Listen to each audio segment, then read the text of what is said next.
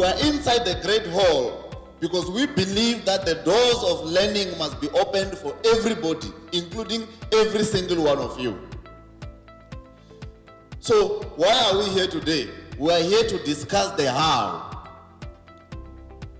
By the time you leave here, we would have taken you through a very structured way of applying into an institution of higher learning, and we would have given you inside information on how to actually get in here. The purpose of today is the beginning of our Township High School Learner Support Programs, which is aimed at bridging the educational information and technology gap between Township youth and their privileged counterparts in order to create an equal opportunity for all to access and succeed in institutions of higher learning. But primarily, we are also helping townships, about 1,000 township schools learners, to accurately apply into institutions of higher learning, in particular VETs and UJ, as well as helping them to apply for higher education funding opportunities, in particular the National Students Financial Aid Scheme. We are born in a cycle of poverty, and we are given the opportunity to break away from that chain of poverty.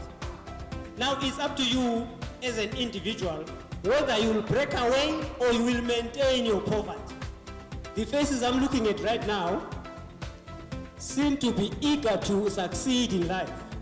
And yes, I will tell you that with education, you will never go wrong. We need to really challenge ourselves as a community, as a nation, to not just focus on the few advantaged and want to impact everyone that lives in this country and give them the opportunity to be the best that they can be. We cannot just be comfortable in just letting things being the way they are, or maintaining the status quo for that matter. Now, I believe the best starting point is to appreciate being where we are. Why do I say that? Ordinarily, accessing higher education is supposed to be everyone's right, and it must be easily accessible. But given the history of this country and the history of universities, they have turned themselves into ivory towers that are only accessible by those who can afford or those who are lucky enough to get inside. We want to disrupt that arrangement. We are going to come in here by force. It's not an option. They are going to have to open those doors, and we will tell you how. We'll make them open the doors. Leading Future Lawyers has been happening for the past 6 years. In those 6 years, we've got one person that has applied to a bursary coming from Leading Future Lawyers. One person. We want you guys to be determined. When there's a calling to say this bursary is available, we want you to say, what must I bring? We've sent you information. Read through it. Don't wait for your teachers to tell you what to bring. I cannot even begin to understand how for 6 years Dlamini Attorneys can offer bursaries to you and your schools, and in 6 years only one person takes up those bursaries. Well, a bursary now, because it's just one. In the name of this partnership, we are launching, or we are signing a moral contract which says you are going to do everything possible to access this opportunity, and we are going to do everything possible on our side to create an enabling environment for you to get to where you want to get to. If it wasn't for guys like Maurice and James, who actually recognized me as a potential student, I wouldn't have got the opportunity or the funding to come to VET. So they are quite inspiring, and they're doing a very good job at this point. And so far, they've done an amazing job with myself and other students who are we have managed to get into varsity because of their motivations and the programs that they hold, and including the Thusanani volunteers who give their precious time to aid in any way they can. Not all of us are being presented with the information on how to access post-schooling opportunities. So the reason why we are here is to deal with the how. I think we all know we all agree that we want a brighter future. We all know we all agree we want to exit the shackles of poverty and start restoring the dignity to our families, our townships, and our communities, and of course the rest of the country. I usually don't write speeches, but I've got points that I cannot afford to forget and not tell you. So I've prepared myself to give you the A to Z of how to access higher education and training. We have designed a form, and this form will be given to all of you. We'll give it to every one of you. But we will only collect the form from those who came with supporting documentation. And then I'm going to give you one more chance to go home with it and complete it. Add those documents, and we will fetch them from your respective schools. I'm going to start listing which documents are required. A certified copy of your mother's ID, a certified copy of your father's ID. If you don't have one parent, the existing parent must bring a certified copy of his or her own ID with an affidavit declaring that she is the only mother or the only father and you don't have another parent. If you've got only one parent, whether it's a father or a mother, that parent must write an affidavit saying, I'm the only parent, together with a certified copy of their ID. If you don't have a parent at all, you get a social worker to write a letter for you saying that you are an orphan, so you don't have both parents. Believe me, if you get that letter, you walk inside, they will rush to give you the bursary. So being disadvantaged is an advantage in Thusanani. We are coming to a section called Declaration of Income. So your mother and your father's pay slip or salary advice, certified. If your mother does not work, she must write an affidavit at the police declaring that I, mother of Sipo, the ID number this and that, hereby declare that I do not work and I'm unemployed. And that, I don't have any other source of income, but just say I'm unemployed is fine. If your father also does not work, an affidavit from the police declaring that he does not work. If your father or your mother has passed away, the death certificate, very, very important. You have declared the income. Now we are coming to a section called expected family contribution. How many siblings do you have? How many brothers and sisters do you have? If you are like me and you have 6, then it means that your chances are higher. Because it means the little income that's available at your place, it's spread across a whole lot more people than a household where with one person. Do you see how it's so important that you get your brothers and sisters' IDs certified, ID copies certified? You know why? Because it increases your chances of making it inside. If you fill this form accurately and you attach the right documentation, the only thing you need to do is to pass. But if you are worrying about a few subjects and you say you need study guides or additional weekend, whatever, we can organize that and improve your pass rate, then you are inside.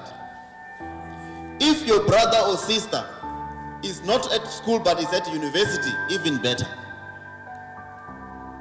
They must give you their proof of registration. Tell them, say, I want your proof of registration from that college or from that university. Request for help where you need help and submit all those forms back to me accurately. All of you will be in this university at the same chair being welcomed by the Vice Chancellor there. All of you, I can bet my life on it. So you are going to get your siblings every single ID and certify it. Okay, that's the financial aid form, I believe. Oh, make sure everywhere where they say sign, you must sign. You must sign everywhere. If you pass and you've submitted all your documents on time and everything is accurate, your marks must pay your fees. Let's end by saying, since we're in Gauteng, let's not allow ourselves to suffer from relative poverty. Who knows what relative poverty is? Relative poverty is when you see yourself as poor when you compare yourself to the next person. Are we together? So you've got somebody who comes from a rural area, drives a Nissan 1400. You know that small car? Nissan 1400. You know the car, ne? Don't behave like you don't know the car. You know the car. You know that car. The Nissan 1400. In his village, he's seen as people who are well off. He even carries people to the clinic, those who need assistance, right? He's a caregiver, he's a provider in that village. He decides one day to drive to Johannesburg. And by the grace of God, he arrives to Johannesburg. As soon as he gets here, he starts seeing your X5 and whatever. Then he starts feeling poor. He says, hey, I can't park there next to those rich guys.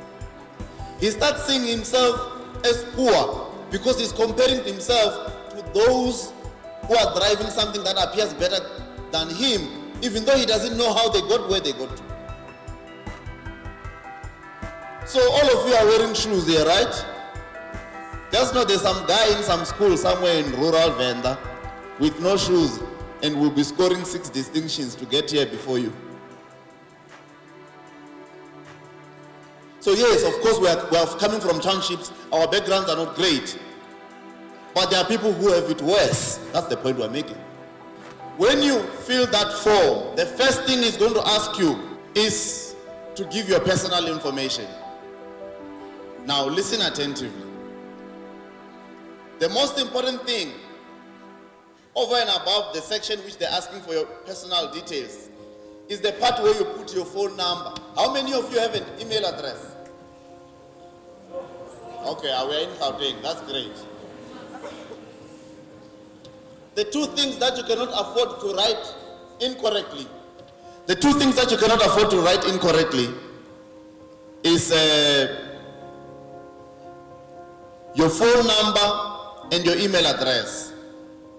Why is that important? Because the university will send you an SMS as soon as you have applied to the university. Are we together?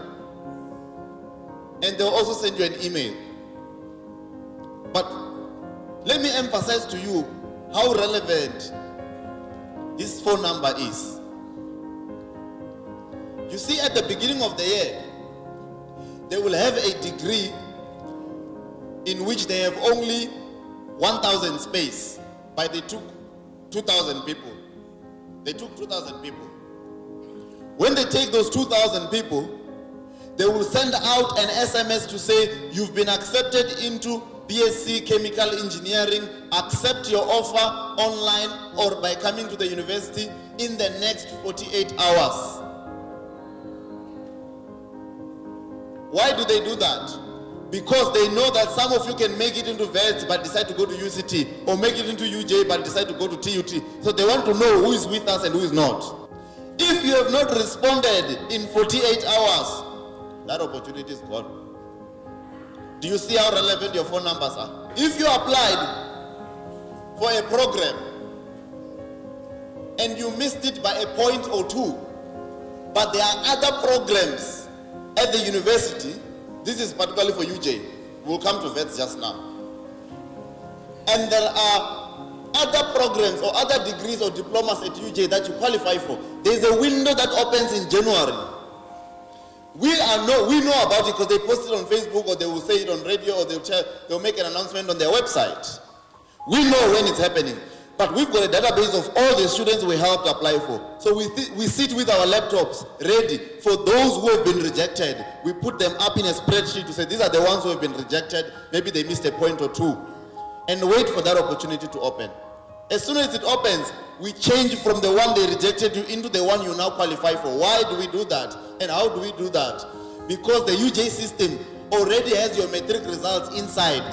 When we put your ID number, they tells us, oh, this is John, he now qualifies for a national diploma in electrical engineering and not a BSc in electrical engineering. So we select the national diploma in electrical engineering. It accepts you automatically. You go get your student card. Then you are asked to apply or to select your degree choices or program choices. So most people will say, my first choice is chemical engineering. My second choice is mechanical engineering, and my third choice is aeronautical engineering. It's an engineering wannabe, or engineer wannabe. There's nothing wrong with wanting to be an engineer. But if you want to be an engineer, and you have selected what kind of engineering you are interested in, when you fill your form, if you do it the way I've just explained now, those degrees require more or less the same points. As a result, if you don't make it into your first choice, you are unlikely to make it into any of them. Are we together? But here is a smart student, says, I want to be a civil engineer. So, it says first choice, civil engineering, BSc. Second choice, BSc. Third choice, national diploma in civil engineering. Do you spot the difference? If that guy doesn't make it into the BSc civil engineering, he will make it into the BSc because of the gap. But the BSc general itself is flexible enough for him to jump back to civil engineering. Are we together? And of course, the national diploma in civil engineering will allow that person to complete a diploma, and another year it's a BTech, and another year it's an honors. In fact, I'm told that those who go through the national diploma route arrive there first and quicker than those who go the degree route. The third thing you must bear in mind, and the guys at the back will show you when we break away to go fill the actual forms. You will need to meet two kinds of requirements when you apply to any university in South Africa. The points requirements and the subject requirements. What's the difference? The points requirements refers to your APS score put together minus life orientation. I know you want to strike a distinction there. They don't count it. At VET they don't count it, but at UJ they count it, but they divide it by 2. So if you got level 6, you get 3 points. Are we together? But the APS score calculated excluding life orientation will tell you how many points. Maybe if one of the volunteers can bring me a prospectus so that or you guys will demonstrate where the breakaways. I don't need to do that here. Fine. They will show you in more smaller groups so that you pay attention and you are able to see much more clearly. But essentially, the subject requirements, it's that one subject or 2 subjects without which you can't qualify for that particular degree or diploma. Should we make an example? How many of you want to be lawyers like in Thusanani? So if you fail English, you can forget. Ne? Right?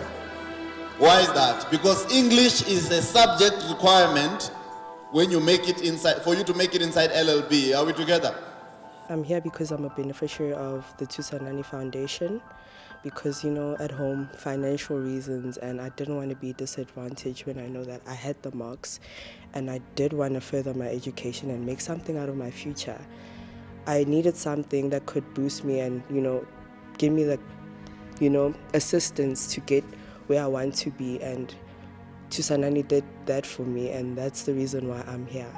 Being a part of Thusanani means a lot to me because I wouldn't be here if it wasn't for Thusanani. I got a lot of rejections in January after the results came out, and I was so stressed, like I didn't know what to do, who to call or what to do. But the only application I had not yet received a response from was Thusanani, and when it came back positive, I literally cried that day because it just meant that much to me to be the first one to go to university, having parents who never got that opportunity. So as their child, going to university meant a whole lot for me because it means I'll get to improve my background and the future of my children if I have any. As Thusanani Foundations, we are saying to our learners, let your marks pay your fees. We're saying that render your background, the socio-economic background, irrelevant by letting your marks pay your fees. You don't need to come with money or any form of wealth for you to access these post-schooling opportunities. Just pass, work 10 times harder. If you need study guides, we'll provide you. If you need additional classes, we'll provide you with that. I don't think as the private industry we have the luxury of leaving certain things to government. If we want to shape the type of education, we want to shape the industries that are coming, the new industries that are coming, it is important that we support people going into those particular industry, whether financially or otherwise. We need to be there and redirect these students or learners to go into the relevant fields so that they become relevant when they come out of institutions of higher learning. So sitting back and hoping that whatever comes out of university will serve you or be fit for purpose, I think it's being lazy or coming from the private industry. I think we need to really contribute and spearhead certain things if we want to see change in our country. Being part of Thusanani, it's a privilege because you get to witness previously disadvantaged student go up the ladder and becoming some of the top students in the varsity, where they compete with highly privileged students, but then they still manage to top them and even be better than them in their studies. So it's quite a privilege to be part of that kind of a story. What I would like to say to Thusanani Foundation and Dlamini Attorneys is that what they're doing is great. It's more than great. I don't have words to describe this, but I'm very grateful that I came across this opportunity. I'm so grateful to them because if it wasn't for them, I probably wouldn't ever have gotten into university, not like a university as prestigious as Wits. So I'm really, really grateful to them for the academics and the experience as well, because we focus a lot on academics, but there's also the experience of being in university. It changes you, it humbles you, it grows you. So I'm grateful for that experience as well. My advice to you is that work hard, be consistent, and be disciplined, really. Every one of you has the right to access higher education, but you have the responsibility to comply with how. In life, nobody is an island.